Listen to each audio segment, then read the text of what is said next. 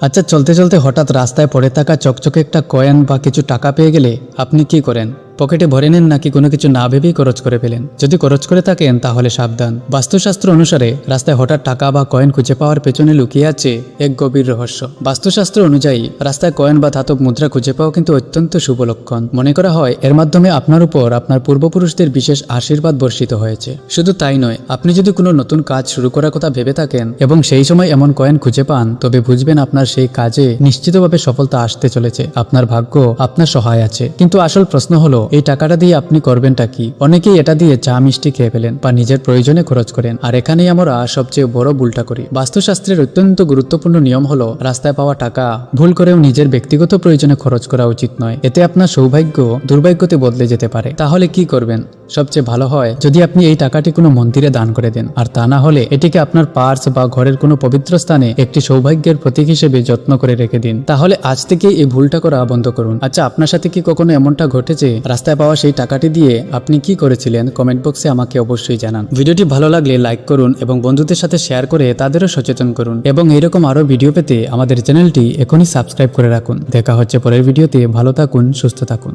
Radhe Radhe.